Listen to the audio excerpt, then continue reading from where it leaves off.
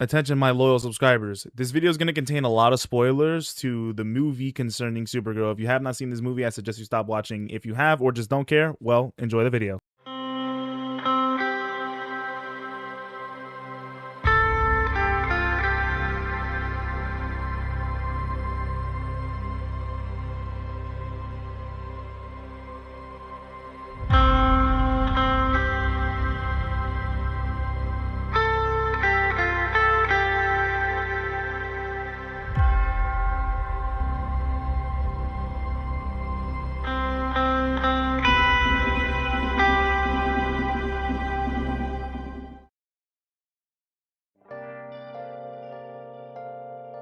How's it going, everybody? My name is EnvyTH, and welcome to the second official episode of the Nerd House podcast. And this is one we're doing a little bit late. I think we're about a week late up from the movie's release. Probably because, well, actually all of us saw it opening weekend, so we could have done this really early, but we decided to take our time with it, only because of scheduling conflict. Also, I didn't think we were actually going to do this, and it was just a last-minute decision, and here we are. Today, I am joined with the person who showed up for the very first podcast, the pilot, the Stranger Things podcast, which not a lot of you guys watched, and that is your boy, Dragon Origins, aka Lakes. And I am joined with a fellow member from the first episode of the podcast where we talked about Spider-Man Brand New Day, sharing our theories, and that is Yavinky, also known as Nick. The guy with no picture. Yo. The guy with no picture. So, now, today, we're going to be talking about a movie that's incredibly controversial all over the media in terms of the new James Gunn DC universe, and that is the new release of Supergirl. Now, I think all of us are big DC fans, some of us way more than others. I would say Nick and Lick Xavier are way bigger fans of DC than I am. Not that I don't love DC, I've just always been more of a Marvel person, but I still love watching DC. I've always wanted to see DC succeed as much as Marvel did, and now it seems like we're finally getting that chance. However, there's been a lot of backlash with this Supergirl movie. And first things first, we're not going to give our official ratings till the very end of this podcast, but I want to say, what did we think of Supergirl? Liggs, you want to go first on that? Yeah, I'll go first. I'll say this, I really liked Supergirl. I had a really fun time watching it, and I enjoyed it.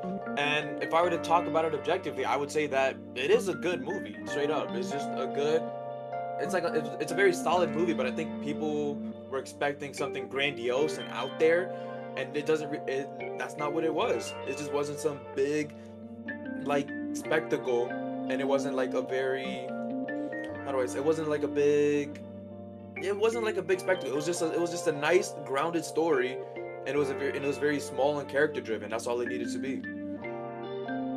Okay, Nick. I mean, I agree with him. I enjoyed the movie. I saw it twice, actually.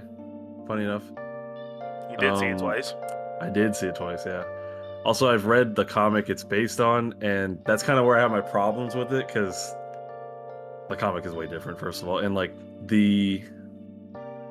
mean, we're gonna get into spoilers. I have to get into spoilers to really talk about my problems.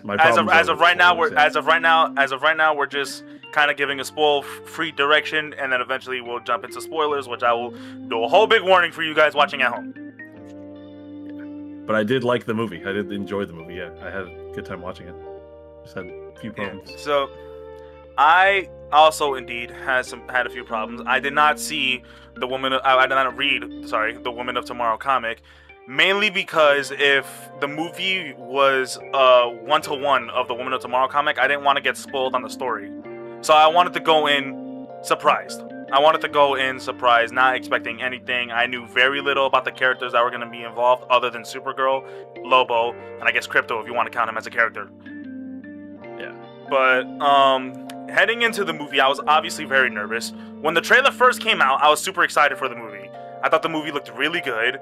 And visually, still one thing that DC's doing great ever since it's been taken over by James Gunn is the visuals. The visuals have been fantastic for every movie. I have not had or seen any issues with any of the visuals in the projects that have been shown so far. So I was very excited when the trailer first came out, and then when Spider-Man Brand New Day, when they started promoting that, obviously my hype went straight to Spider-Man. Not only because, like I said, I'm a Marvel guy, Spider-Man's also my favorite superhero, and it just took away the hype for Supergirl, but I was still excited to see Supergirl up into the reviews. The reviews made me incredibly nervous. I heard reviews saying that, like, oh, like, this is, like, on par with, like, Thor the Dark World, which is arguably Marvel's worst movie in the MCU. And halfway through Supergirl, I noticed I'm not hating this movie. I rewatched Thor the Dark World conveniently like 2 weeks before I saw Supergirl, and Thor the Dark World is absolutely horrendously boring. I guess when whoever said it was comparing to Thor the Dark World, try to compare it like the villain aspect, like Krem, who is the villain of Supergirl, to like Malekith, who just kind of sucked in Thor the Dark World. I guess that's what they were comparing to, but in an overall movie aspect, Supergirl is far more superior than Thor the Dark World. It's carried by the performance of the actors and actresses, and the story is good enough to stand on its own. Does it have a lot of problems? Yes. However, I did not hate the movie. Is it a movie that I would go see a second time in theater? Well, it depends on the reason. Like if a family member invited me out and I had nothing else going on, sure, I'd go do it. But when I first saw it, I did not walk out that theater like with the feeling like I wasted my money. I walked out that theater like that was a pretty good movie. That wasn't bad at all. And so I think we can all come to an easy agreement that this movie is insanely overhated by the media. Insanely overhated. It's actually kind of ridiculous how hated this movie is. And I feel like majority of it is kind of just Snyder-bot directed. No disrespect to y'all Snyder fans, but y'all some idiots. Y'all some idiots. Yeah, no, you're right. I don't want to say it's fully just Snyder Bros, because obviously a lot of Snyder Bros are still coming out. Every single time a new DC project is released, they're gonna come out of the woodworks to hate on it and be like, "Oh, Snyder this, Snyder that." Listen, I like Zack Snyder's time with the DC as much as anybody else. I love Zack Snyder's Justice League with all my heart. Like, I fully believe that's like a truly amazing like DC superhero movie, and we should get more things like that, kind of. But that's a topic for another day. Yeah. And I don't want to be that guy, but it truly does have to be said that a lot of the hate comes from the simple fact that this is a woman-led movie, and there are so many like nerd guys out there. It could be critics out there who are so willing to just harp on it and jump and be against this movie simply because Superman's not at the helm anymore, and it's simply because like it's a woman who's at the lead, and this is the female-focused story. Yeah, I mean, it very well could be. Yeah, it actually could very well be that. Especially after like when the first Superman movie came out, there were people who hated on the movie and tried to compare it to like real life politics. Yeah, they were trying to like I remember like I saw a ridiculous complaint, and I'm not trying to dig too deep into politics on this YouTube channel. That's not what we're all about. But I saw a review on the first on Superman claiming that it wasn't Republican enough. I don't know what that possibly means. I don't know what that means. I remember when the first Superman came out. I remember like when the trailer. It was like the trailer with the interview scene with Lois when she's interviewing him. And I remember there's the part where she asks him about like, oh, like, is he doing this for America? And he's like, he's like, and he even says, which I love this line. He wasn't representing anyone except for himself. Yeah, he said, I'm just doing it like I'm just representing like being good. That's what he says. Yes. I'm just being good, and that was so Superman, bro. That was like perfect. Yes, and slight spoilers to anyone who hasn't seen Superman and Lois. I know you haven't seen it, right, Nick? Yeah, no, I haven't seen that. There's a similar scene, and I believe Superman and Lois season 2, where the new head director of the government Superman was working with was he wanted him to only help out problems in America, when that's not what Superman's about. He helps out the entire world, and it became such a problem to the point where he became a villain in a sense, because he only wanted him to help America. And that's not Superman. Yeah, Superman's not like that, you know. He helps out a lot, which is something I love that superhero movies do. Cause like I know that there's a lot of memes that go all over the place where it's the world's about to end and the superheroes have to save it, and it's like the world is just United States of America. I like how DC kind of like balances that out. Like, it's not always the the United States of America, and they even show that, especially with Superman. Especially when, even in coming into this, I mean, this wasn't a world-ending. Slight spoilers, spoiler warnings in general if you're getting into this podcast. But obviously, if you saw the trailers of Supergirl, you would know none of this takes place on Earth. This is completely outside the galaxy film.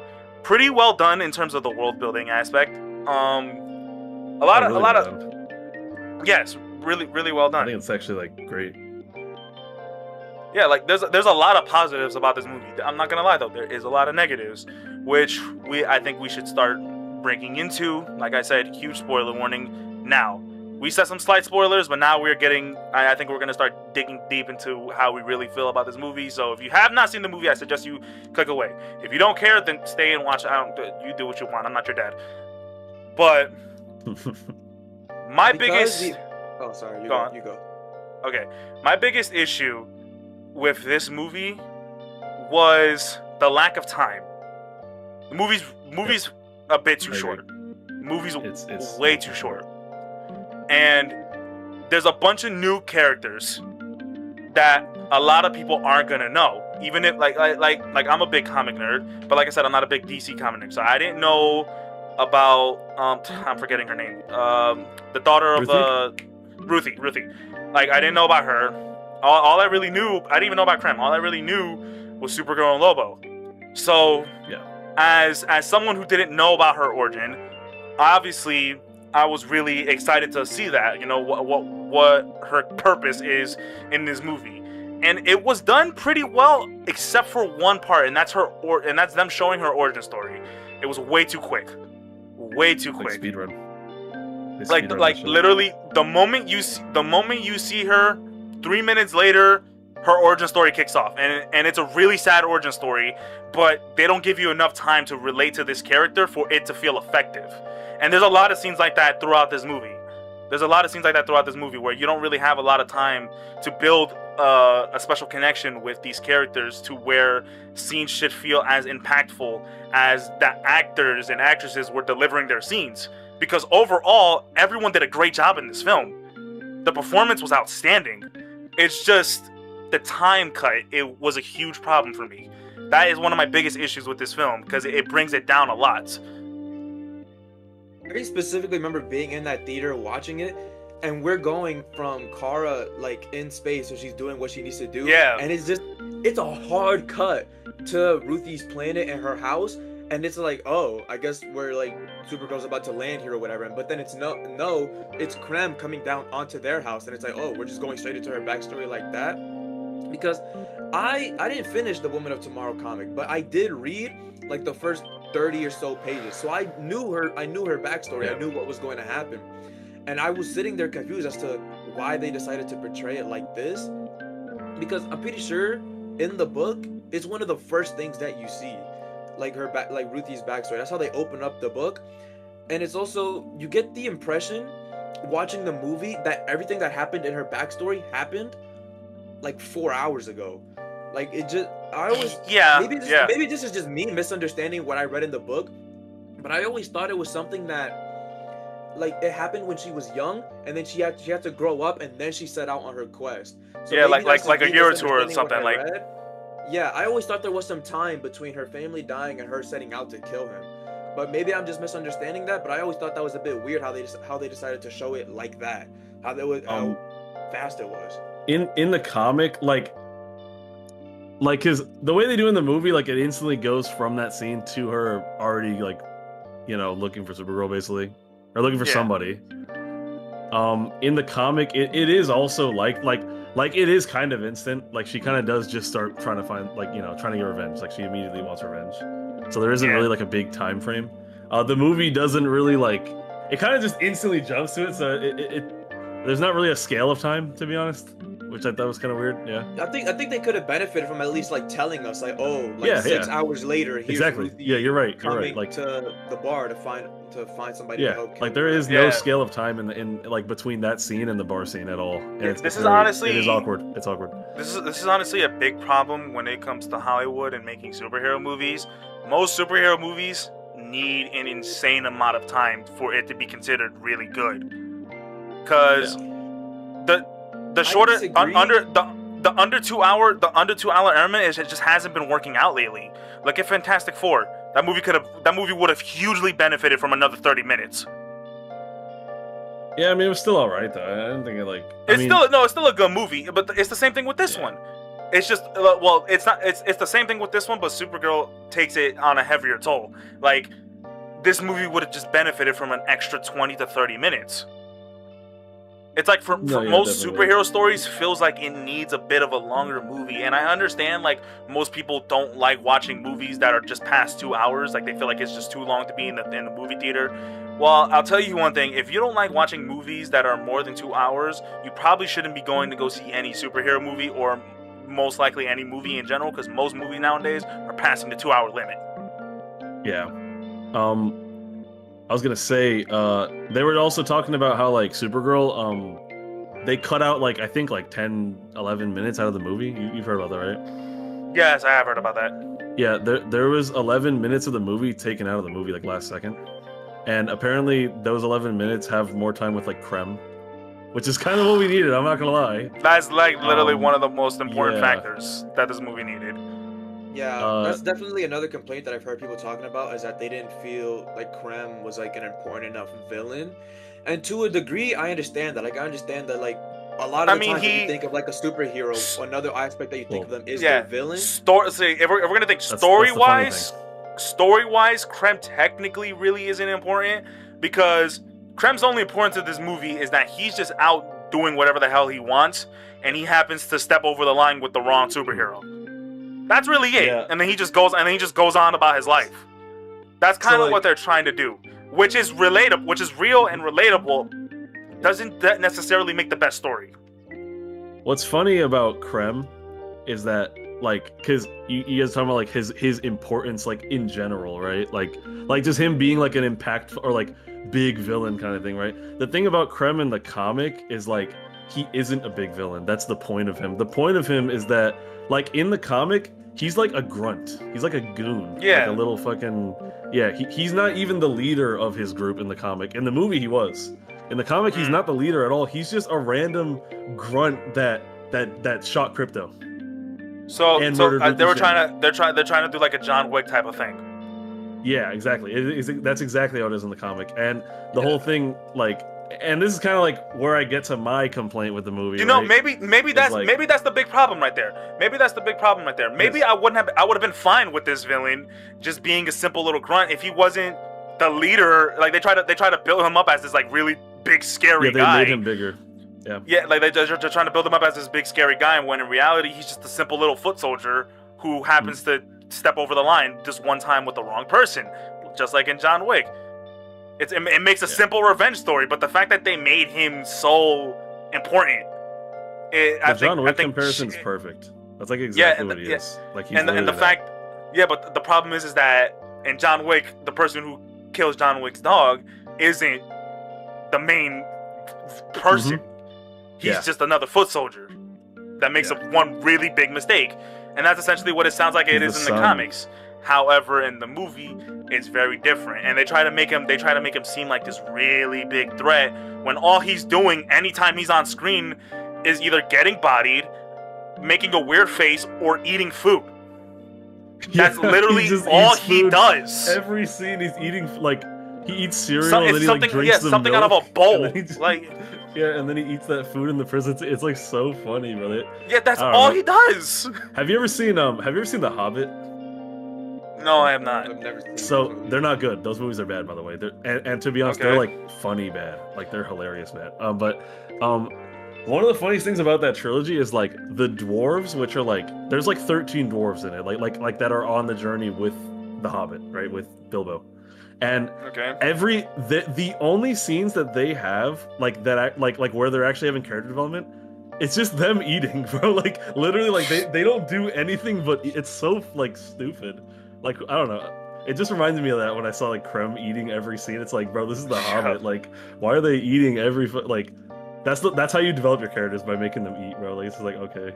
But yeah, I don't know. Yeah, it's just like, it just wasn't sitting right with me. Like every now, like, yes, if done really right, you can make a villain who's just supposed to be this boring, like not boring, but like it's just supposed to be this like low level powered guy, super hateable. You can turn that into a good villain. That's just not the case with what they did in this movie. And he I just also even if he didn't serve a big importance to the story itself, I should feel intrigued enough to at least somewhat care about his character, like whether in terms of care about his character, meaning like whether he makes it to the end of this movie or not, whether he lives, whether he dies. Anytime he was on the screen, I generally did not care. Like I just didn't care about him at all. He was just there. Yeah, like in the another thing they did was give him like super strength. Like he doesn't have super strength in the comic either. He's just like Ruthie. Like Ruthie doesn't have powers. Yeah. Like at all. Like she's kind of like a human basically, but like she's not from Earth. And he's the same way. Like he just doesn't have powers. He just like I said, he's just a little grunt. In the movie, they gave him super strength. Like they threw that like tank thing at him, and he caught it. And I was like, "Yo, what the hell? Like, what is it? Like, that shit was crazy." I was like, "Yo, like."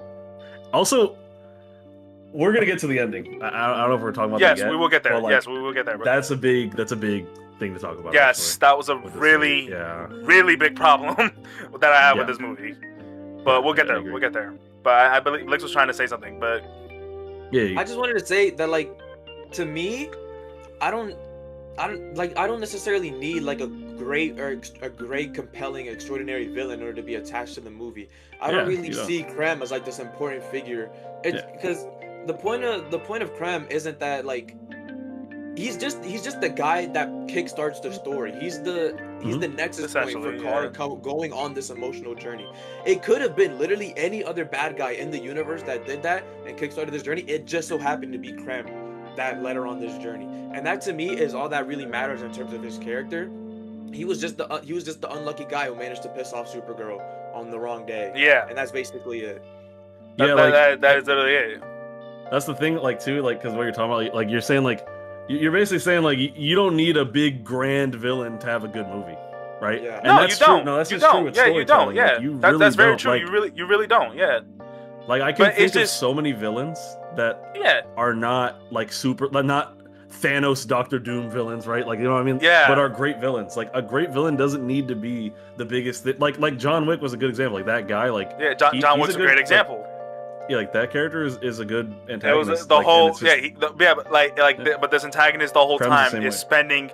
This antagonist the entire time is spending a good majority of the movie, like 70% of the movie, running away. Because John Wick is pissed and he's out for blood.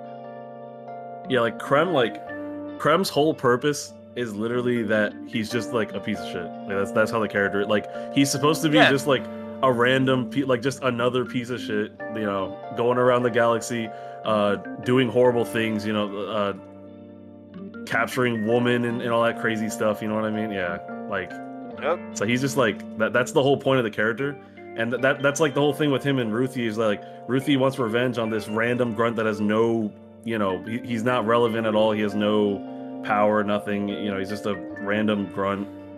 Yeah, and like that's kind of like This kind of felt like a Punisher type story that they try to go for with Supergirl, where like Supergirl is just kind of just out partying because she's completely lost. The only bit of home she really has left is Crypto, even though it's technically Clark. However, Clark was born he wasn't born, but he was raised on Earth. So everything in Superman's mind is human. He has not the only thing Kryptonian about him is his body. In terms of the mind, he learned everything he did on the soil that we call Earth. So Supergirl, very different, very very different, and even shown in the movie, Supergirl is a whole teenager. Well, she should be about a teenager when she leaves Krypton and sets out the Earth. Now, the origins is told very differently, though. From what I've heard, it's actually the original Supergirl storyline, where she actually gets where normally isn't she supposed to be older? Isn't she supposed to be technically older than Kal-El? And then they both get sent off at the same time, but Clark ends up on Earth somehow earlier, and then she doesn't end up on Earth till like years later. Great timing.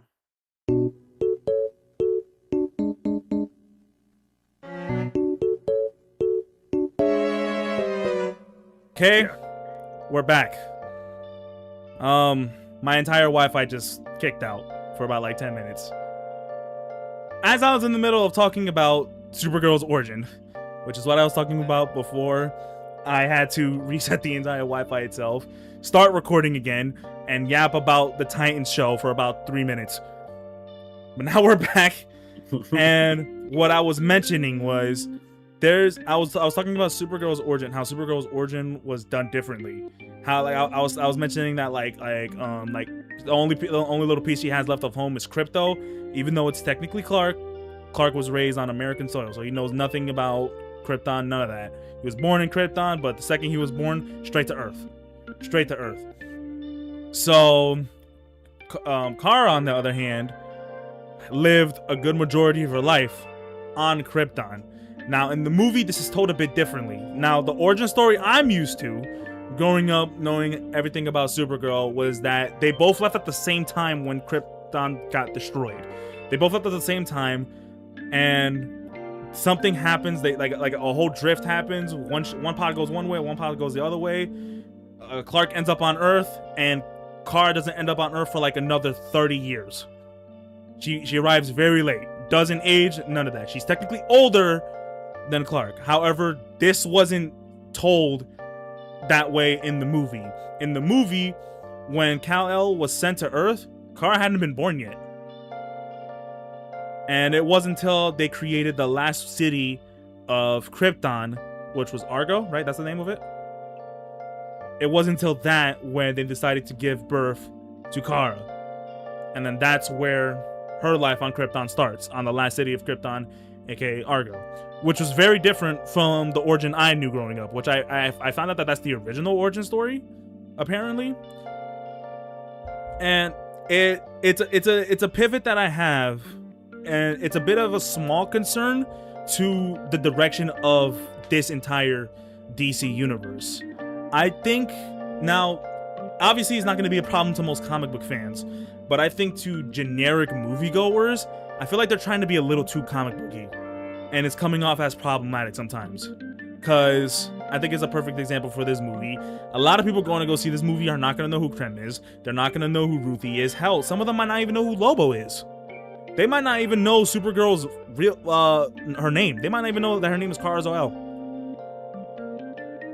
So I feel like they have to kind of like dial it back a little bit, because it's like a lot of people who are going to see this movie, I can tell, are going to be very confused walking out of it, which is probably where a good majority of the hate for this movie comes from. Just people just not understanding it.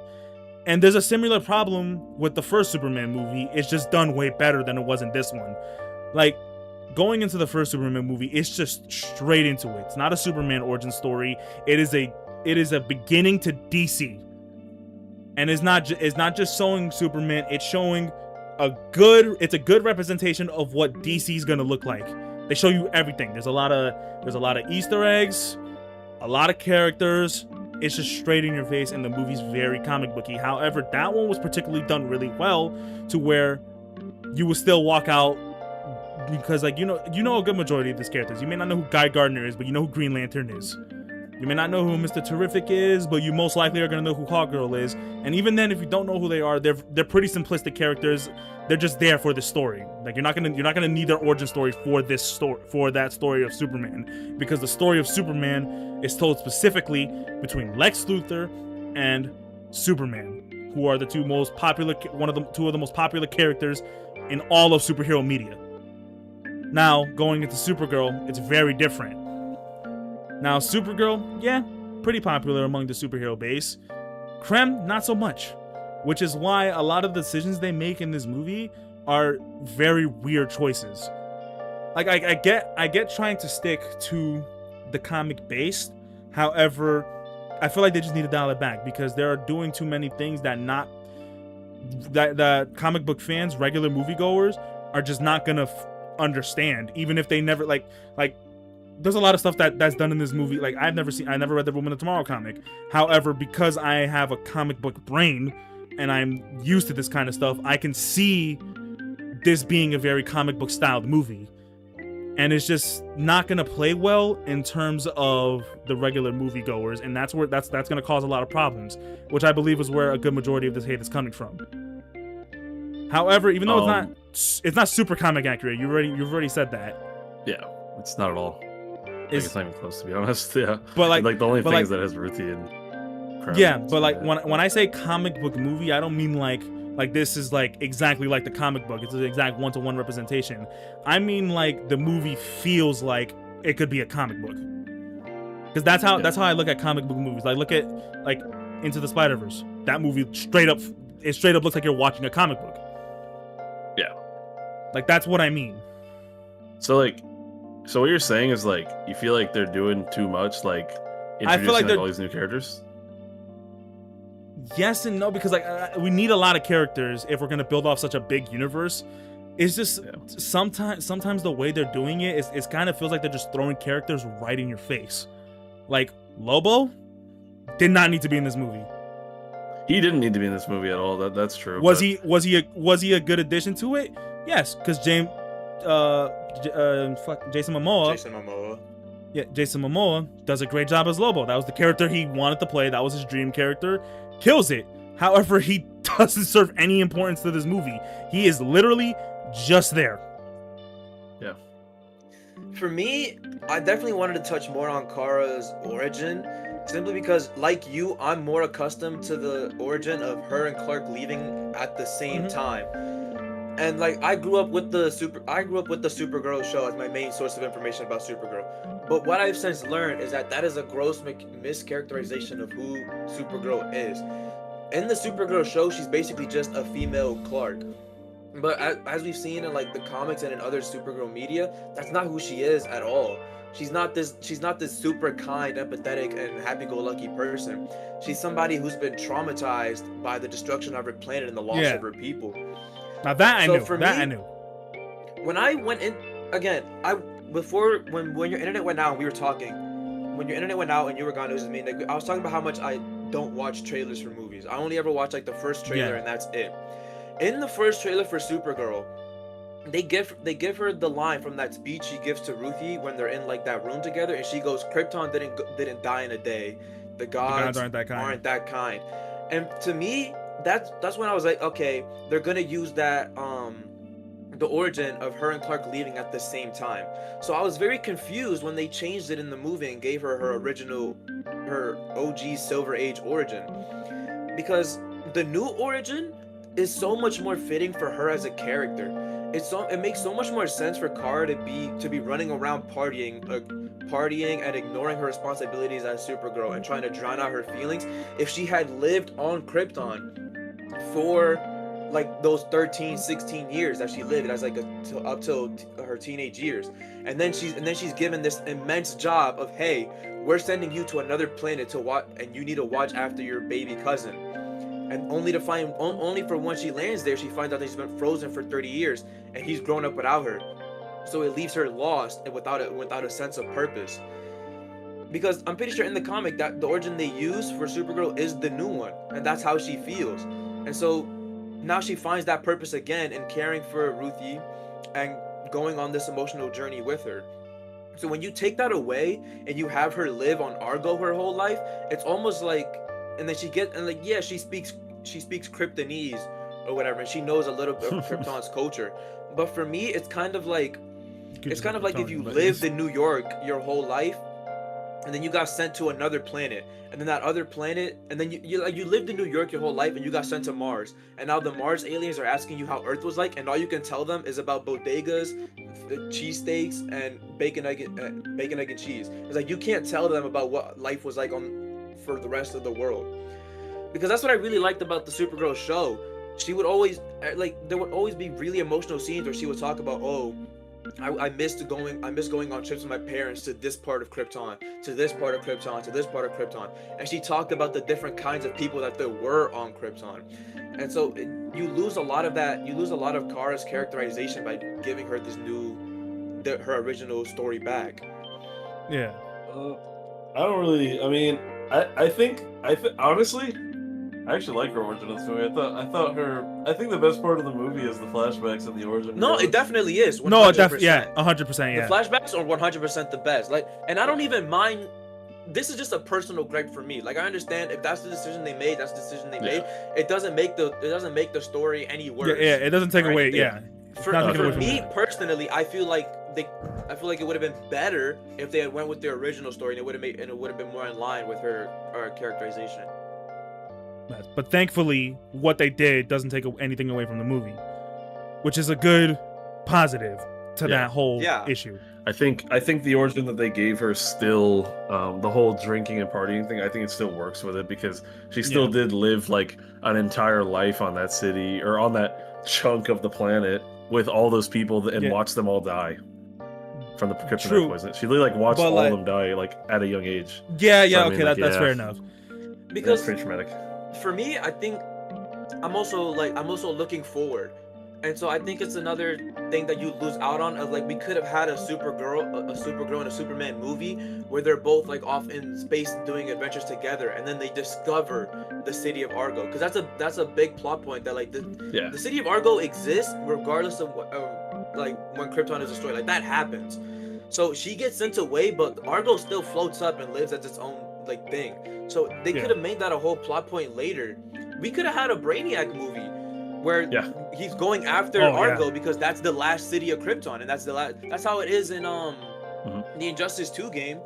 He has the city of Argo trapped in his ship. And that's actually what I thought when I saw in the trailer. When I saw Argo, I actually thought like Brainiac might be in this movie. I was like, holy shit. That's a route they could have gone, but now we can't because Argo's destroyed and Kara's here now. Yeah, that's like my biggest pet peeve with how they told her original origin is the fact that it just doesn't exist. So it's like, now that it doesn't exist, it kind of takes away something that you wish would thought happened. Now, does this mean it could take away what they're gonna set up in Man of Tomorrow with Brainiac and then the team up between Lex and Superman? Most likely not. It's probably not gonna take away anything. However, it's just something you would have wanted to see, you know. But I also like their approach in difference, because I'm someone who, as much as I say I want to see this, I want to see that, I want to see this, I want to see that, even though it's been told before, I'm also someone who likes something different, right? Yeah. Just getting something different is not always a bad thing if done right. Like there's nothing wrong with moving away from original plot point. Nothing wrong with that. As long as you could do it right, which thankfully they did. She still suffers a very traumatic experience, and by the time she gets to Earth, she has to learn a whole new language. Everyone she's ever loved and cared about is now gone. She has now met up with her cousin, who is a complete polar opposite to her character. Like, you know, their beliefs are just very different. However, I also love Superman's inclusion in this movie, which is something more superhero movies need to do. And Marvel, I'm looking at you. That's a very important thing you should do. Like, I get that it's a solo superhero movie. That doesn't mean you can't find a way to have inclusions of other superheroes, especially when your whole universe is full with heroes and villains. You have to find a way to include that, and that's something the DC universe has been doing great so far. Like I said, like I've already said the countless spoiler warnings, but as we've seen it countless times. Like in the very first DCU movie made by the DC universe, in Superman, you have a whole set up team of superheroes already. They're not the Justice League, they're the Justice Gang. We got them, and then we go into Peacemaker, and Lex Luthor becomes a big part of the story plot point, just because of what he gives and aids to Rick Flag Sr. Already another crucial plot point, and they're throwing Easter eggs left and right to the prison that Lex Luthor is staying at. We still don't know who those characters can possibly be. We may think one of them is Killer Croc, but we don't know for sure. And then heading into this movie, like I said, I love the inclusion of characters. I just feel like if you're gonna include big characters like Lobo, kind of want them to have some level of importance to the story, where Lobo in this movie was just a simple bounty hunter going after someone that wasn't Krem. Yeah. Lobo was like, honestly, like Lobo kind of felt like he kind of did everything in the movie, which is kind of funny. If you think about it, like he really did like do every problem they got into got solved by him, like unintentionally. Honestly, yeah. And it's kind of funny because like, I don't know, he kind of felt like a force of nature because of that. Like he's just like, I don't know, like every time they would be in a, like, you know, something bad would happen, and then Lobo would just conveniently show up and start murdering. He would just be there, yeah. He would just be there. Yeah, I'm just like, okay. It was kind of funny. Like I said, good inclusion, very entertaining. However, I wanted them to have a somewhat bigger importance to the story, and you could tell they were kind of trying to do that. Between they're definitely setting something up between Lobo and Supergirl, especially with how he was watching over her at the end. Yeah. When and now we can start talking about the end. Let's just get it out the way. Let's just get out the way. I've already given out the massive spoiler warnings. Supergirl straight up just kills Krem. And I'm not talking like lasers this motherfucking. She stabs him with the blade, with Ruthie's blade, in the neck. And that was one of me and Nick's biggest problems about this movie. I don't know about Nick's. I know for me and Nick, we did not like that scene. No, it's the worst thing about the movie. Definitely. Really? You guys didn't like it? No. Because it's the reason why. It's such a 180. It's such a 180. Well, I have more. It's more than that. Like, because first of all, why you might not like it, because in the comics, his ending is different. Yeah. But when it comes to just like the movie by itself, I can understand what you mean by when you say it's a 180, because yeah, she's telling Ruthie not to kill him and then turns around and does it herself. But I feel like to me that's the point. I didn't really like that. She's willing to take on the burden of killing Krem so that Ruthie doesn't have to live the rest of her life with that guilt and that burden weighing on her shoulders. That's kind of the whole point of the story. Yeah, but I get that, but that doesn't. That it's not going to change. To me, that doesn't feel like a redemption for her character. And then she goes back to Earth at the end of the movie, and she's like, I think I'm going to stay here now. And she's supposedly a better person now. That makes no sense to me. Yeah. Like you just straight up just ignored your own advice. It's funny because it's actually like the movie is like pretty solid until the ending. Like the ending is actually ending is actually really bad because it is like so thematically incorrect. It would have been an A for me. It does not match the themes of the story at all throughout the movie, right? But also like in the comic, right? So in the comic, Ruthie is like the main character of the comic, and she narrates the comic actually. Like she is actually the main focus of the comic. Like we see Supergirl from Ruthie's perspective the whole comic, right? And so Supergirl throughout the comic, she's telling her, she tells her like, oh, this revenge is stupid. You don't need to kill this guy. Like, it's not worth it. You're just gonna live with this guilt, whatever, right? Like just like I just said in the movie, right? And in the comic, throughout it, Supergirl becomes more and more aggressive and more violent throughout the comic. And then like she gets to that point where she's like gonna kill somebody. You know what I mean? And with Krem, right? But Ruthie stops her from doing that. That's what happens. Like Ruthie tells her, you don't need to kill anyone. You know what I mean? You don't need the revenge. It's not worth it. Oh. So Ruthie learns the lesson from Supergirl, and then it goes back to Supergirl. Right? That's the point would of the have comic. been so much better. And oh my god, that would have been so much better. I don't know how that would have worked in the movie, obviously, with the way the movie was. Yeah, that's true. Yes, but honestly, if they had done that, I have a like ending that I made up that like I think would fix the ending. I'm not gonna lie. And this is back to Lobo because you were talking about Lobo being useless. I was just gonna say like he goes and straight up kills Krem. Is that what you're gonna say? Yeah, I was gonna say that. I was thinking that. Yeah, what should happen is like Ruthie doesn't kill Krem, and then Supergirl grabs a sword and like is gonna kill Krem, but then she gets to either talk, something like maybe I don't know, somebody talks her out of it. You know what I mean? Like they don't do it. Yeah. And then Lobo comes up because Lobo's watching. It would be funny. Yeah, he was watching. watching It would be kind of like a joke. They can make it even a joke too because Lobo can literally come over and just be like just kill him, right? Just like right there, just kill him, and then be like, was it that hard? Like, really, was it that hard? Like, you know, because he wants Ruthie to get the revenge because he finds it entertaining, and then he got an unsatisfying ending with her not killing him. So he could be like, oh, was it that hard? Like, I'll do it myself. Yes, you know and that's kind of what it felt like. That's kind of what it felt like they were setting up. In that little prison scene where him and Ruthie were talking, it kind of felt like, you know, he was gonna push that edge. He was gonna put that edge on her. Now, I would have enjoyed this ending had we gotten a similar scene like Ruthie and Lobo in the prison, but it was Lobo and Supergirl, and Lobo's the one getting into Supergirl's head, telling her to kill Krem. I would have enjoyed that so much more. And then as you can see, he's just watching over the mountains, and he's just like, yeah, that's right. I would have enjoyed that a bit more if they said that, because like it just felt like it was out of nowhere. Like to me at least, I wasn't expecting it.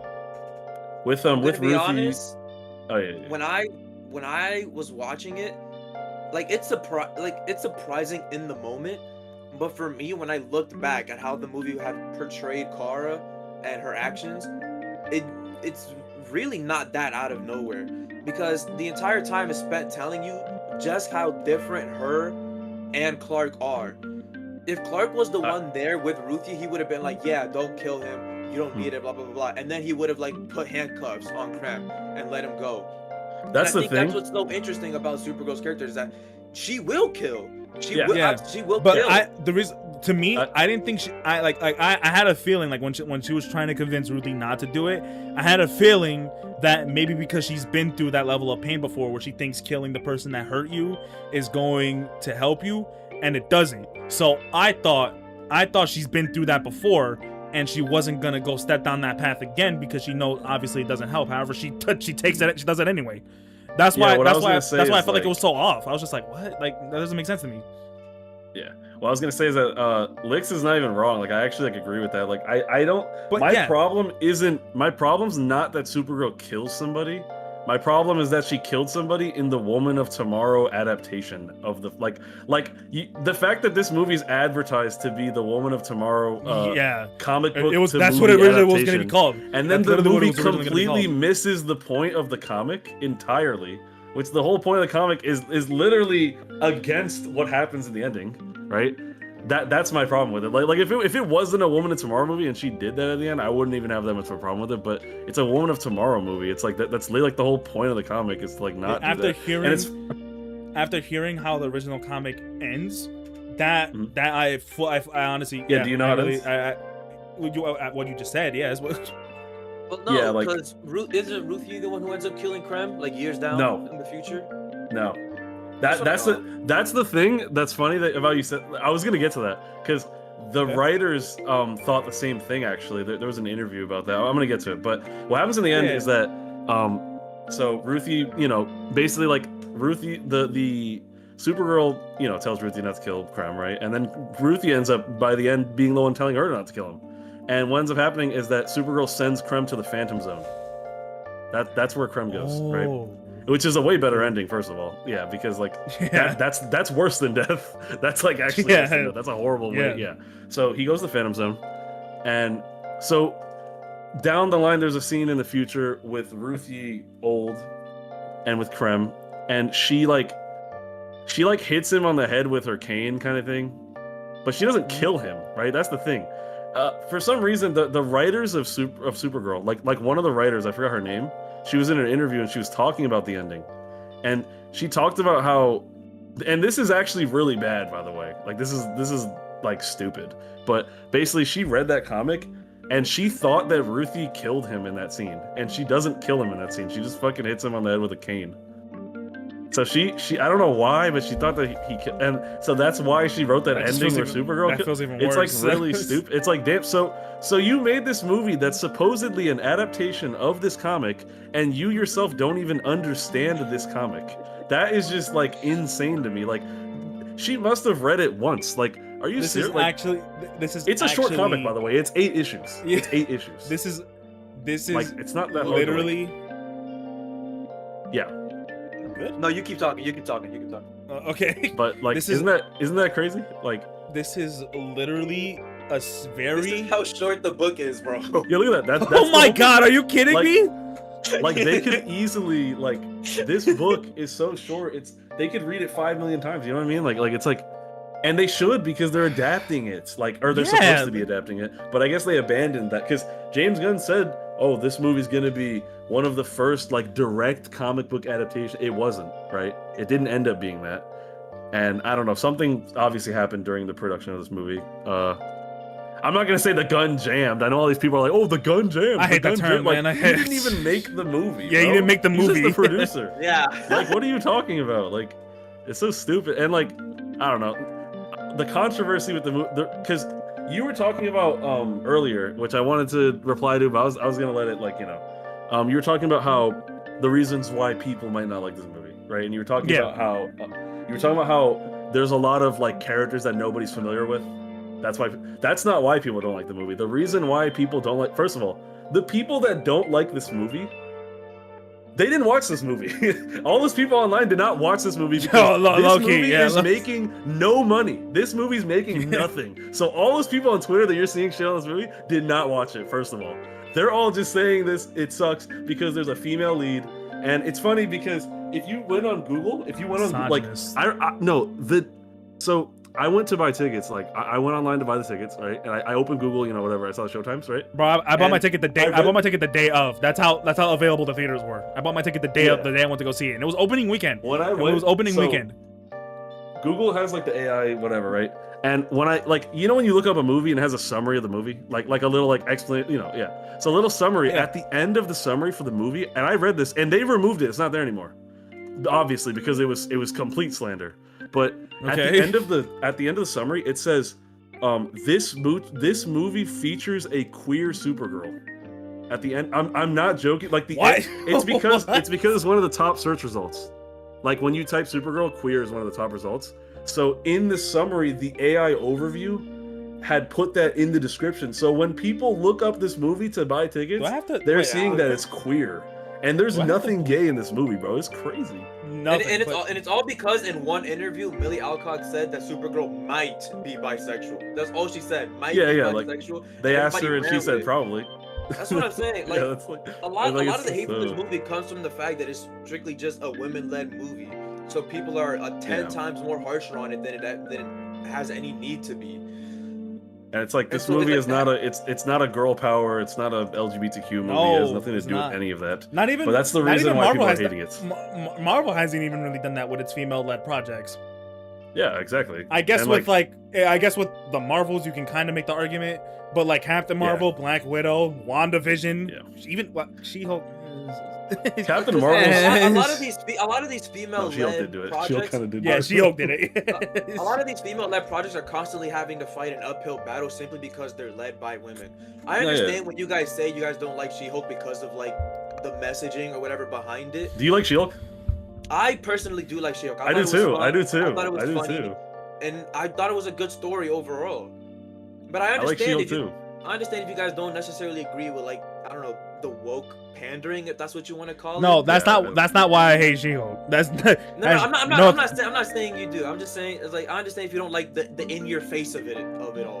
Like I understand. It was just corny. I just didn't like it. It was corny. But compared to me, when you say that, I understand why the Marvels failed. I understand the Marvels failed because like Supergirl, I'll even say this. It was a good movie, but it was led by 3 women. Not just 3 women. 2 of them were women of color. So not only do you have to add the misogynistic views of all comic book fans, but you also have all the races. You also gotta remember with the Marvels, it's a sequel to Captain Marvel, which is a movie that which nobody likes that movie. So that's another thing that hinders it. It's not just the female lead thing is definitely a strong part. I will say this. I'll say 2 things about the Marvels. I can fully agree that it's a bad movie.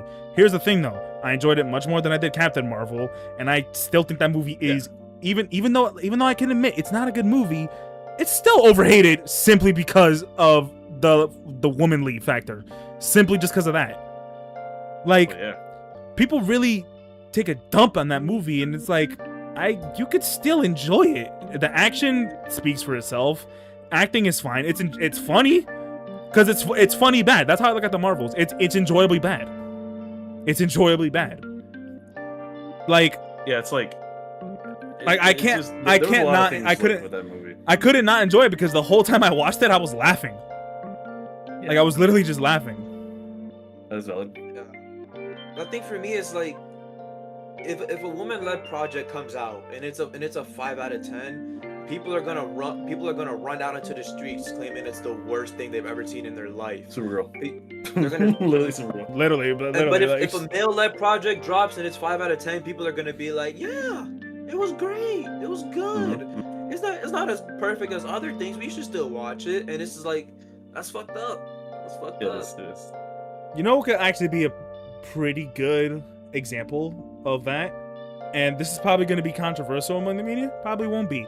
Moon Knight could be a good example of what you just said. Moon Knight. 5 out of 10 that is like not that great. How many people talk? How many people say bad things about Moon Knight? Not a lot. Me? That shit sucked. Right? You hate Moon Knight.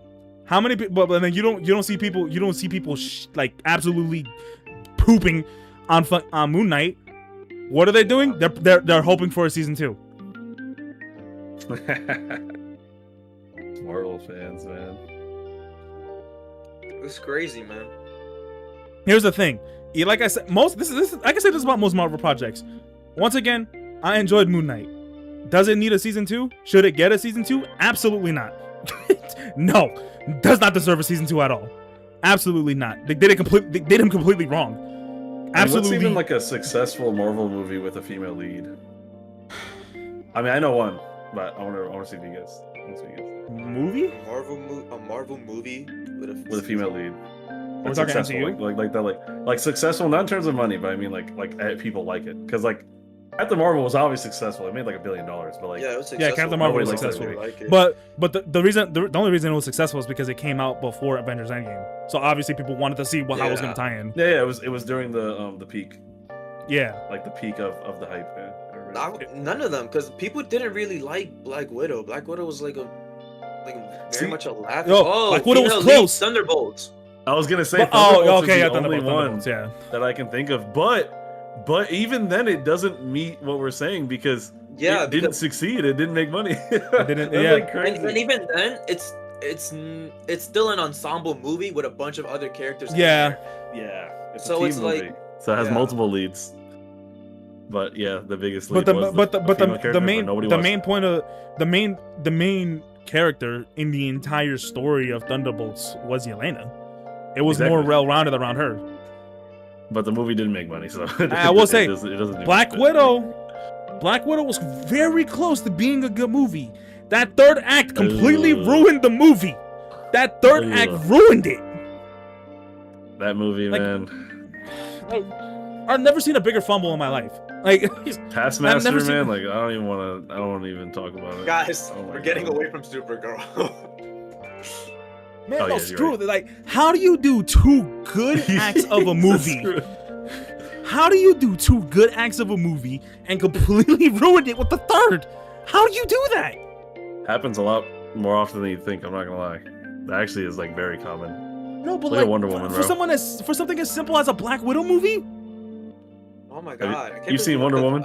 I can't believe we went this whole time without talking about Wonder Woman. The only other female lead successful. By the way, that's the successful. That's a successful. Yeah, that's successful. It's not, but it's not Marvel. Only seen it once. I'm gonna be real. But I was gonna say Wonder Woman, the first one, obviously not the second one. We don't talk about the second one. That one's oh my god. I didn't like the second one at all. The first Wonder Woman movie is like what you're saying. Like the first 2 acts are actually really strong. Like the first 2 acts are really good, and then the third act doesn't. The third act, the third act is eh. The third act for Black Widow isn't. Yeah, it's not terrible. Yeah, it's not. I would say like the third act of Wonder Woman drops the movie like half a point, but the third act of Black Widow genuinely like tanks the score. Ruined the movie. Down, like 6 points. It ruined the movie. Yeah. Bro, it had it all. Like Scarlett Johansson, Black Widow, one of the most awe-farming heroes of all time. You had it all. You had it at the palm of your hand. You introduced a new baddie. You showed Yelena. You showed her family. You showed the sisters. You showed Red Guardian. All A-list actors. You had it at the palm of your hand, and you let it go. Oh my god. I will forever have... Marvel, I love you guys, but what in the entire... Like, that movie gets me so mad. It gets me so riled up. Like, how? And you messed up one of the most aura farming. We're gonna go straight. Everything about that movie screamed potential aura. You had they had Taskmaster. They had it. The design was cool. He was mimicking other superheroes. And then the reveal ruined it. Like, they just completely took it away. It's crazy to think that, like... And no, it's not because it was a woman. That wasn't the issue. It was the story behind it. I posted, like, you saw my story where I posted that, like, the opening credits of Black Widow really gaslights you. Yeah. It's a good movie. And I'm thinking of this now, that, like, you go into Black Widow and everything you know about the character is like, she's a super cool spy, raised in Russia, was raised as a Russian spy, defected to join SHIELD, not the US or whatever. And so they could have made the movie like a second Winter Soldier, like an avant-garde spy thriller, but instead they decided to make it Iron Man 3. Iron Man 3 is crazy. Literally, like, so, like what are you doing? Instead of having that flying fortress in the sky, that's the stupidest idea ever. They could have made it like a really cool underground bunker type thing, but they had to like infiltrate it. But you know what? Again, like an underground, like an underground facility fortress type thing. We are getting away from Supergirl, and we are approaching we're going, like, so far. Yeah, we've completely pivoted off of Supergirl, but we notice a common theme when it comes to female-led superhero stuff. We're noticing a common theme, and I guess the common theme at this point is just ruining it in the third act. It's like selling. Yeah. Yeah, actually, yeah, you're dropping not wrong, the ball. actually, ruining in third act, yeah, because even Wonder Woman, which I mean, obviously better example, but like Wonder Woman. I mean, if we're not gonna count the shows, like WandaVision, really well done. Even WandaVision ruined it in the third act. Nobody liked that. Yeah. It was just a big Marvel CGI fight at the end. Yeah, I mean. And then, what else? Oh, Miss Marvel does it too. Miss Marvel does it too. Yeah, the first two episodes of Miss Marvel was really good. Yeah, but the first two episodes, even though they messed up they messed up Miss Marvel. But even then, the first two episodes were good enough to make me think, yo, this could be a really good show. And then once I feel like the best thing about that show was her. Oh yeah, well, in terms of character, like really good about the character. Yo, that's her. That's just her. It sucks that we don't even know if she's gonna be in Doomsday or if she's gonna be in new projects. She is. She definitely will. There's no way. She is. I think they already they confirmed it that she's in Doomsday. My thing is, it's not even like I don't want to say that like I wish we could get like a female-led superhero story that's like a 10 out of 10, because then that just reinforces the idea that these stories need to be absolutely perfect. They need to be the highest like storytelling. That's fair. In order to be successful and to be accepted in society, when that's really not it. I really just wish that like. I really just wish people didn't hate it. The problem is because the problem is that like if these movies just feel, if they're not an 8 out of 10, if they're below an 8 out of 10, people are gonna try and run over it and put the blame on the fact that it's a woman lead. Because we've seen it time and time again, where it's like now because of all these negative reviews over Supergirl, people aren't going to watch it. They're never going to make their own opinions on it. And because they're not Mango Slicer, Supergirl's not making that money, we have Mango Slicer. There's less of a chance of a second Supergirl movie happening. It's just not happening. Compared to something like Marvel, Black Widow like didn't do that well, but because they have the money, because they had like that huge plan, they knew that they could bring Yelena back for Thunderbolts and still be successful. Well, we don't even know if Supergirl's gonna be in Superman 2. We have like at the end of the movie she's there on Earth. At the end of the movie, she's there on Earth with him saying, she's gonna stay. But does that mean she's gonna stay with him in Metropolis for the second movie? Or are we gonna open up Superman 2 with him saying goodbye to Kara as she flies off to Mexico to do something or whatever? Yeah, considering it's Brainiac, I'm gonna assume she's gonna be a part of it. Because that's a big villain. That is a very big villain. Yeah. So, which is crazy that he's gonna be the main villain for the second Superman movie. Like, that's just like crazy. Imagine they went with what Lick said. Like imagine like she goes off to Mexico, but Brainiac shows up. Like she just doesn't show up for Brainiac. Like worst galactic possible threat. timing. Yeah. Worst possible timing. That'd be crazy. No, yeah, that would never happen because you would. I don't know if y'all ever seen like the Lego Movie 2, but like at the very beginning of the Lego Movie 2, the main villain for the first one, President Business, literally leaves when the problem started at the very beginning of the movie. He literally leaves to go golfing, and then comes back at the end of the movie when everything's fixed. Yeah, I guess that's just indicative of how I feel about the nature of the DCU right now as a whole. Is that we don't really know where it's going. Where I feel like right now is the most crucial time in order to be transparent in what your plans are and where we're going. Because sure, I understand taking things step by step. You want to build out like. What are you doing with Batman? Yeah, it's like where's that at? We're like 3 movies in, 2 shows, and we don't even have a Batman. Is it gonna be Robert Pattinson? Is it gonna be someone else? It should be. I think at this point I want it to be Robert Pattinson too. I think at this point it should be. Yeah. I really do not care the complaints about the tonal difference when that is literally the whole point. That's what makes it so good. That's what makes it so good. Exactly. Yes. But if they're gonna bring them together, please, for the love of God, do not make it a Batman versus Superman type thing. No. Have them team up. Have them work together. We need a World's Finest movie. Yes. That's what we need. I think that's what they would do too. I don't think they would do it for the movies. It should be Robert Pattinson at this point, considering originally the Clayface movie was supposed to be for Robert Pattinson's Batman universe. Now it's going to be for the DCU universe. It's like, come on, like just tell us already. He's the Batman of this universe, right? The only thing about that is like the fact that Robert Pattinson's such an A-list celebrity that I don't know if he's going to stay for a long time to be the Batman of this universe. That's my only issue with this problem. To me, it's like he doesn't need to be the Batman of this universe for long. Like I can see him being around for a World's Finest movie, maybe 1 to 2 Justice League movies if we get there. I think it's time that we start giving attention to other characters in the universe. That's why I really wanted and prayed for so long that Batman 2 was gonna have him get a Robin. Because we haven't had a Robin since the 80s with the I don't know if the movies came out in the 80s, but we haven't had a Robin since those movies.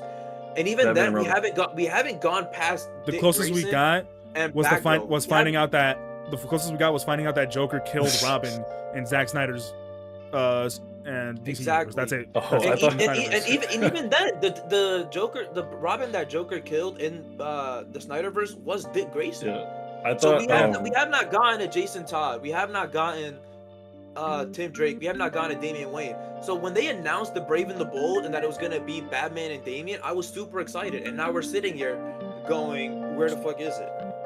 Yeah. And another big issue on that. It's supposedly gonna be directed by Andy Muschietti. So does that change? What's the guy's name that directs the Batman? Matt Reeves. Matt Reeves. Does that change his plans? That's another thing I'm worried about. No. But the thing about if Andy Muschietti stays directing the movie, if he stays to direct the movie, because it's very clear he wants to direct the Batman movie. If you have not seen The Flash, you can tell he wants to direct the Batman movie. That's what I was gonna say. Like the best thing about that movie was the Batman stuff. So I mean, honestly, him directing it isn't the scariest thing. Also, The Flash was in like a 10-year production hell. Like, if this movie, that's like, I don't really blame Andy Muschietti for that movie. Like, as much, I feel like it was more of like an industry problem. I will say this: even though The Flash has an incredible amount of problems, Andy Muschietti did the absolute best he could. He somehow, I think he did. Just like it doesn't really cross the line of becoming a great movie, but it's like almost there. It's like they had it. There's a good movie in there. There's a good movie. Yeah, there's a good movie in there. You could tell he tried. He put so much time into it. He put so much love into it. You could tell he tried. You can tell he tried. The movie could have been way worse. Like, it actually was like watchable, to be honest. I mean, like the CGI was terrible. I look at it. Oh man, yeah. But here's the problem is on rewatchability. You can tell how much of a bad movie it is. Because when I first saw it, I thought the movie was fantastic. I thought the movie was great when I first saw it. Then I rewatched it and I'm like, this movie is not that good. It's not as good as I remember. Yeah, like it's actually kind of funny. Yeah, it's like that's literally how I reacted. Because when I first watched that, I walked out of that like I had like tears on my eyes because like the ending was just so sad. and I was just like, Yeah, man, when George Clooney showed up, I cried too. Yeah. I was like, no, not that, but yeah. that's like. But I was like so sad, like towards the end of that movie, and I was like, wow, this is actually, and like the whole theater was clapping and everything too, and I was like, wow, this was like the No Way Home of DC, and then I rewatched it, and it's just like The No Way Home of DC. no, it low key was when you think about it. It low key was because like crazy. they're doing all this crazy stuff like Michael Keaton's Batman, and Yeah. and then like a whole new Supergirl. It's like, you know, it kind of was, you know. Yeah. I can't believe we also went this whole movie without talking about Sasha Call's Supergirl. Yeah, we did not. I mean, we don't really need to talk about her if we're gonna be real. Yeah, She ain't coming back. I mean, She- I know. I'm not Basically, gonna I lie, will like, say she did not have the look for, in terms of accuracy to Supergirl, did not have the look. Incredible missed potential though. I did not. Incredible missed potential, and I will stand by that. Like if they had done Supergirl with the original origin, or not with the original origin, with the new origin of like she left at the same time as Clark, and it was Sasha Call, then that would have been a perfect. Like I could see Sasha Call Supergirl becoming a Red Lantern. I can see that. maybe. Man, I was gonna say but- like about that Supergirl, like I feel like because a lot of people really liked her. I kind of feel like it's just because she looks cool, because she literally has like no personality or character or any screen time, to be honest. She's just there to do cool stuff, and then like that's kind of it, which sucks because she looked cool. That's why I say it was Like, I missed thought potential. she looked really cool. I really That's why I liked said it was her. Let me say you this. could tell I you could have- tell her Supergirl was there for a one-off. Yeah.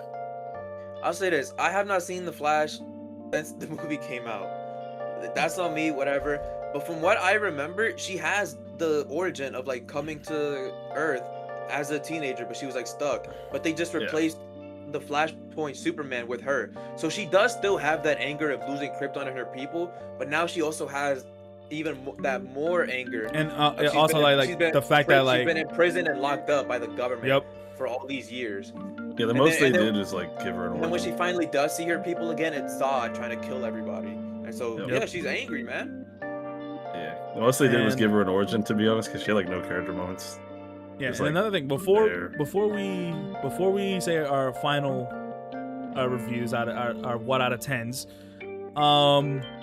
the most shocking 180 of all. So when Superman first came out and everyone saw Supergirl was in that movie towards the end, and that cameo leaked around, everyone was going crazy over Amelia Alcock's Supergirl, claiming how gorgeous she was. And then when this movie comes out, everyone's just saying she's ugly. Yeah. What? Yeah. Like, I know. What? It's crazy. Excuse me?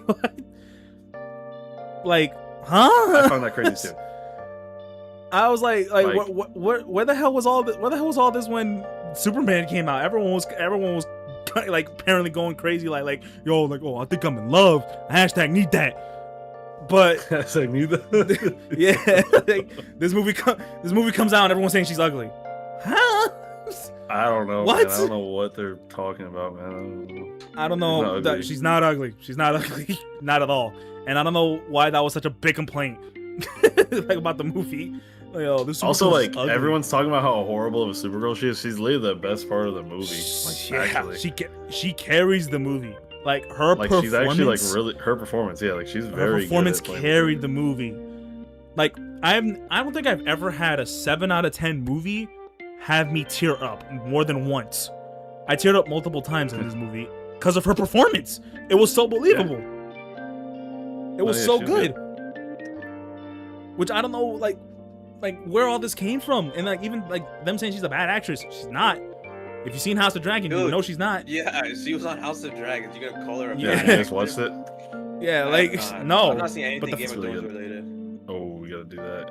Gotta do that. I've wanted to get I into Game want of Thrones to- for so long, but then I heard that the ending sucked, and I was like, I'm not Yeah, gonna the do ending's that bad. just for the it's not ending. just Bro, the it's- ending. I'm It's not the gonna whole lie. final season.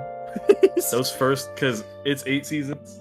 It's not just the whole final season; it's the whole final 2 seasons. Actually, the Yeah. last 2 seasons are terrible, but the first 4 seasons of that show are like peak television. Like it's like the best shit I've ever seen. I'm not gonna lie. But then it like that's why the ending was so shocking, because it's like, how did they make it so bad after being the best thing ever? You know? Yeah, But that's we're a branching conversation off for another again. time. Yeah, we're branching off Conversation again. for another time. Yeah, like that. It's just like some of these reviews just generally feel like they're just straight up attacking women in general. It's like you're not even talking about the movie anymore. It's like oh, like this movie's just so trash. That Supergirl is just too ugly. When did that be? Like what? Like why is that?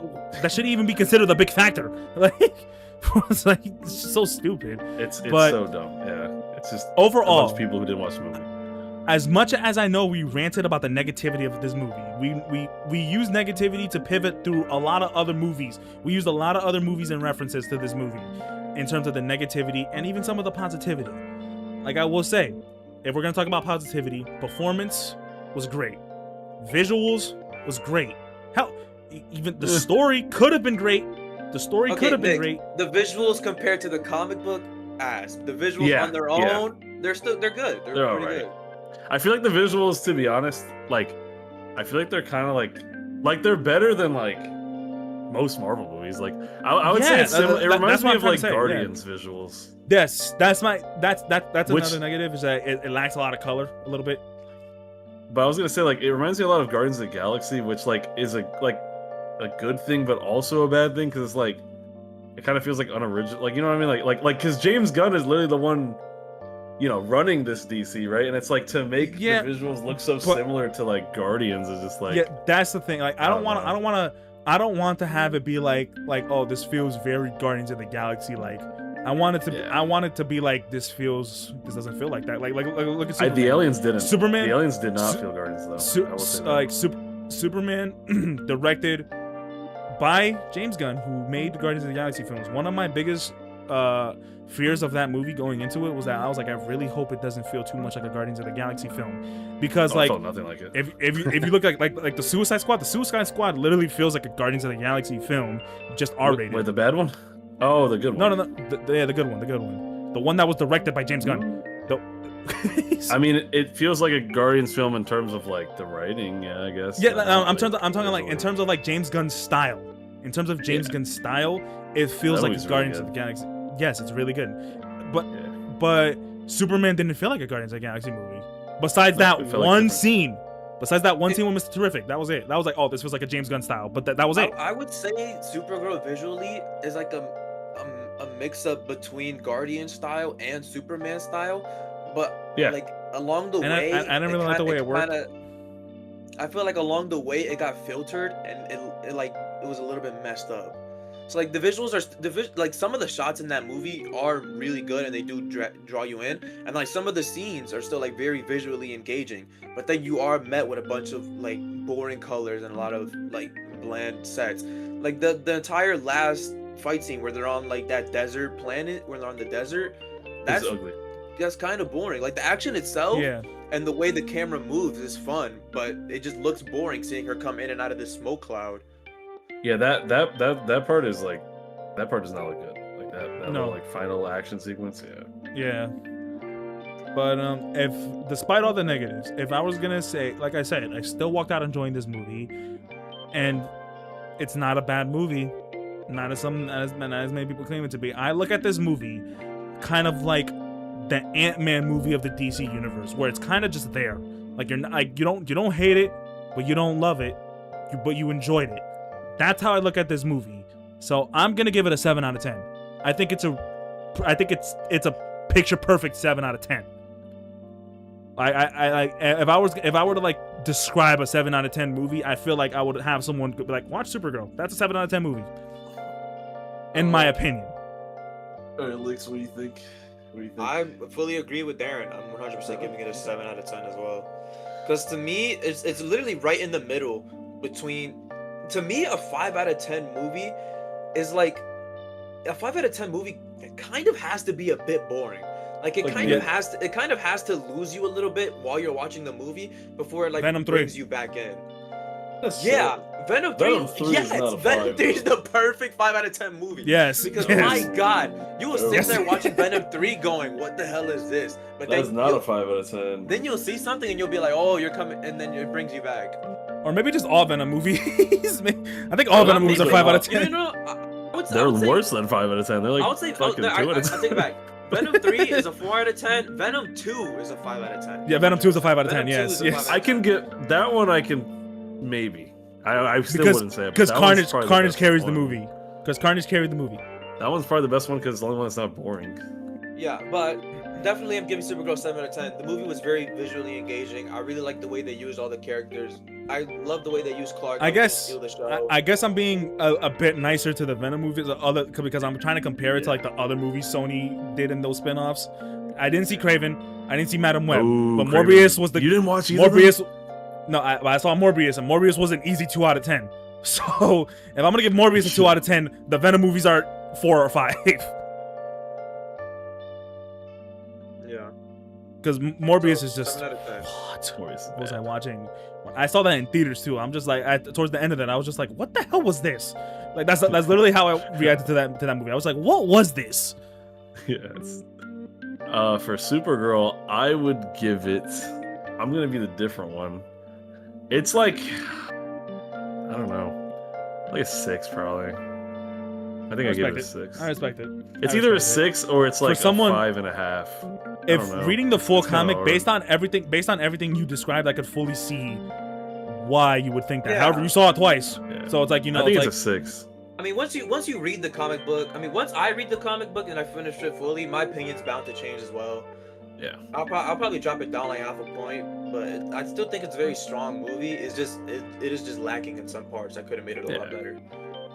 yeah. Still, does not deserve all the hate it's getting. At all. Let's No, not at learn all. to respect women, guys. There's a ton of Yes, yes. there's a ton of Please, Marvel like, let's movies not- that are far worse that have way less hate and better Dark reviews. World. Also, by the way, I don't yeah, know if Dark World, has for good example. reviews. I think it does. If I think it actually does. It does. Wow. Yeah. Dark World. Like if you from look the at like first the Thor, Rotten Tomatoes, if you look at Rotten First Tomatoes Thor. for Supergirl, and then look at Rotten Tomatoes for like so many like bad Marvel movies, they have like higher. It's like what? Like there's like a clear Quantumania. bias. Clear bias. Quantumania is Ooh, arguably the worst MCU movie. yeah. That's It's a just secret. like, But yeah, like Supergirl got way too overhated, and again, it's also hate from people who didn't even watch the movie because look at how much money it made. You know they didn't watch it. mango slicer. But yeah, if you like Supergirl, you'll probably like the movie. If you like Superman, you might like the movie. I don't know. If you're anti-woke and you hate, I don't know, woman or whatever the hell, you're not gonna like it. Why'd you I buy guess. a ticket? Why?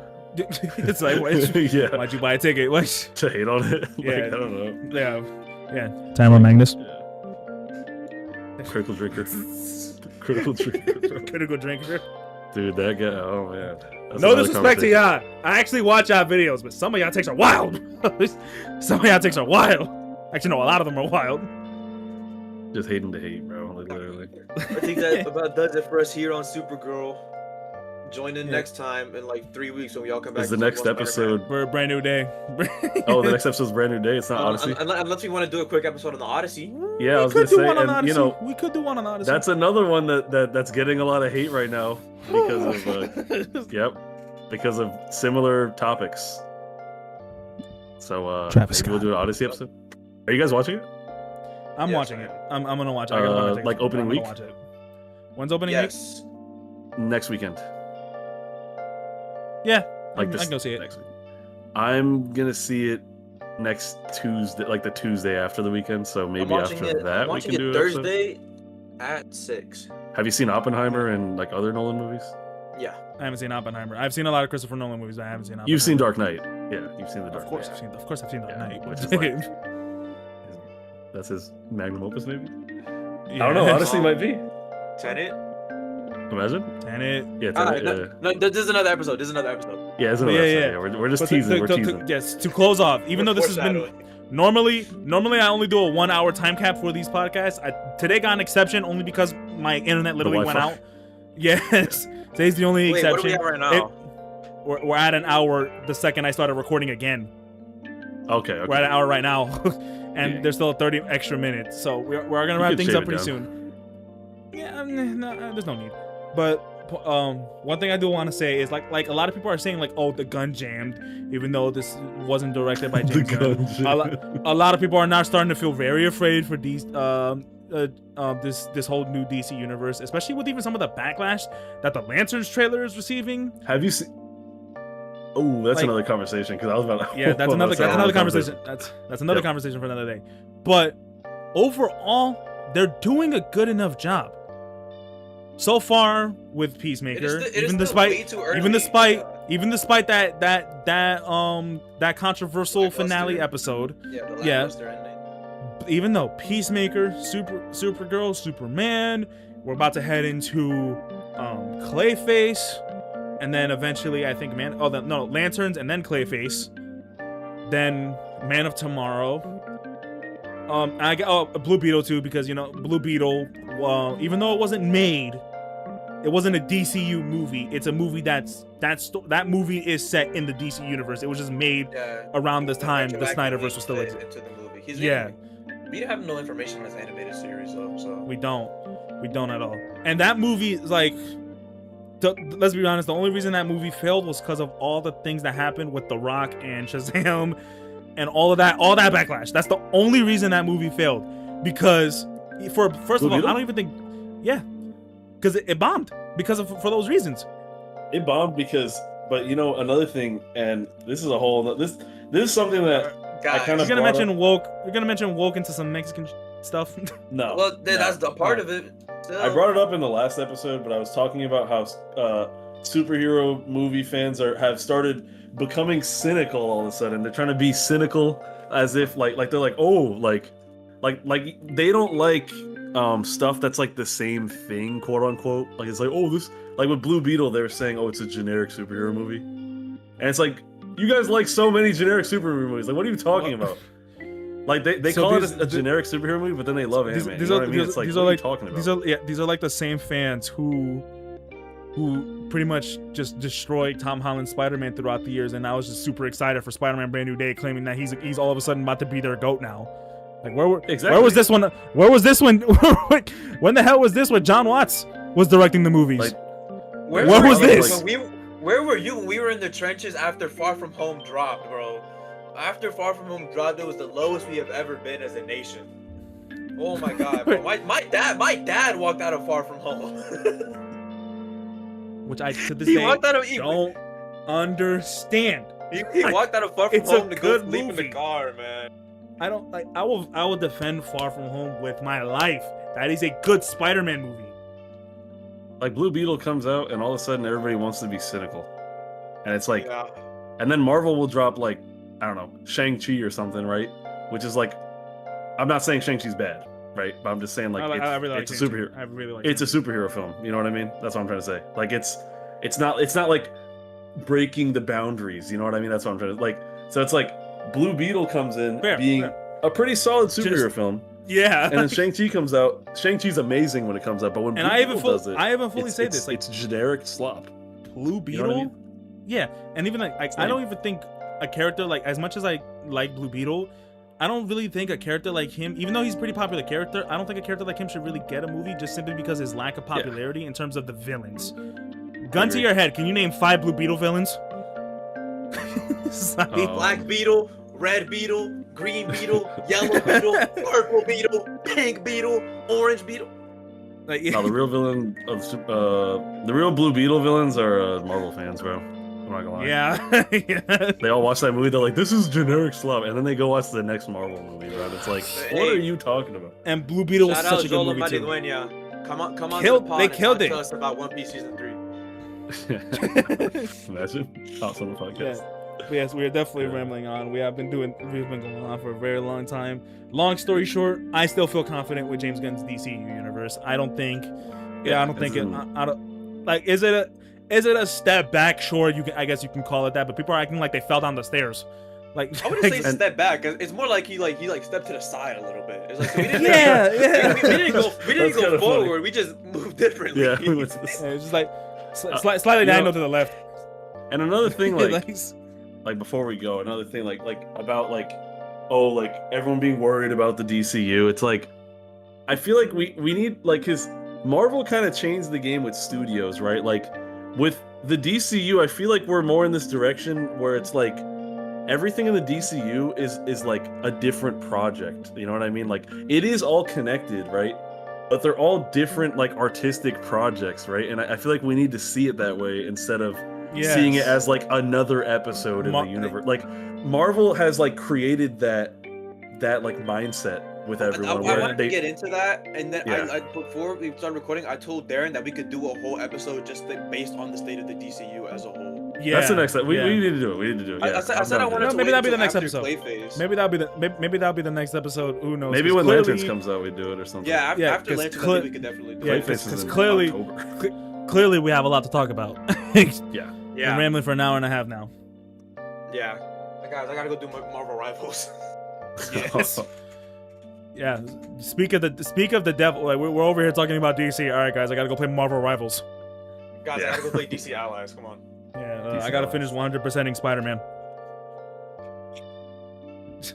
But this has been the Nerd House Podcast, episode 2, our Supergirl review. As you can trust us loyal fans, if you're not a Republican misogynistic a-hole, go watch the movie. You're gonna enjoy it at least somewhat. That is my take. Thank you all so much for watching. Comment down below what you think of Supergirl. Comment down below if you've seen Supergirl. Comment down below if you think she's ugly or not. And I will see you in the next video. I don't know when that's gonna be, but we'll see. We'll see. It's We'll see. most likely gonna be Spider-Man. It's most likely gonna be Most likely. Or Most Odyssey. likely. Spider-Man. Or Odyssey. Hey. We'll see. Peace out, boys and girls and adults. Okay.